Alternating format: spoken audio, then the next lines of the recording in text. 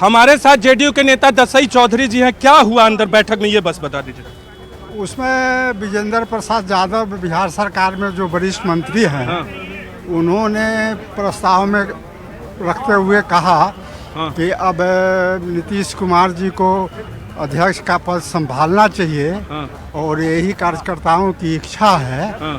उसका समर्थन वहाँ बैठे हुए सारे जो कार्यकारिणी के सदस्य थे, उन लोगों ने हाथ उठाकर का समर्थन किया। फिर मुख्यमंत्री जब उठे तो मुख्यमंत्री जी ने कहा कि ठीक है, हम तो नहीं चाहते थे, लेकिन सब लोगों का आग्रह है तो हम इसको स्वीकार करते हैं। अध्यक्ष के ललन सिंह ने क्या कहा?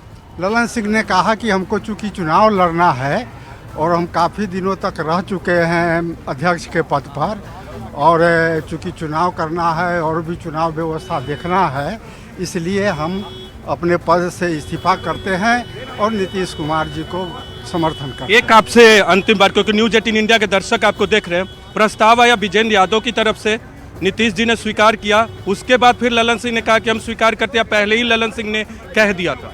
हाँ, पहले क्या हुआ? ललन सिंह ने पहले ही कह दिया था कि हम काफ़ी दिनों तक अध्यक्ष के पद पर रहे हैं और हमने संगठन को ठीक ठाक चलाया है। अब प्रस्ताव आया है मुख्यमंत्री जी को अध्यक्ष बनने का, हम उसके समर्थन में हैं। समर्थन तो विजेंद्र यादव ने पहले प्रस्ताव दिया और फिर ललन सिंह ने उसका समर्थन किया। तो देख सकते हैं कितना महत्वपूर्ण बयान दसई चौधरी जेडीयू के नेता, जिन्होंने न्यूज 18 इंडिया पे कंफर्म किया। क्या कुछ हुआ? विजेंद्र यादव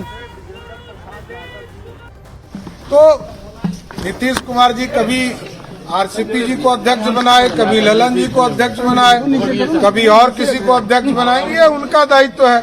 लेकिन भारतीय जनता पार्टी का स्पष्ट मानना है कि हम पूरे महागठबंधन और इंडी गठबंधन के लोगों को हराने के लिए तैयार हैं। चंद्रमोहन हमारे सहयोगी पटना में मौजूद हैं। चंद्रमोहन, अब ये दरअसल क्या सिर्फ सियासत इतनी ही थी या इसके आगे भी बहुत कुछ दिखाई दे सकता है, खासतौर पर पटना में?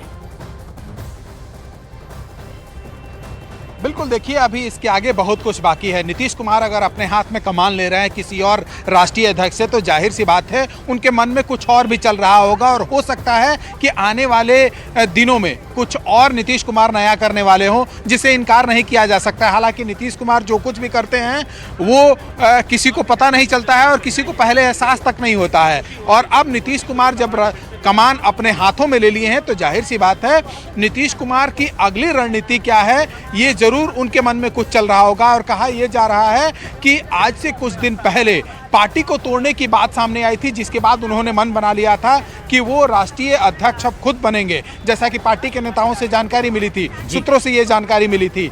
और अब नीतीश कुमार राष्ट्रीय अध्यक्ष हो गए हैं।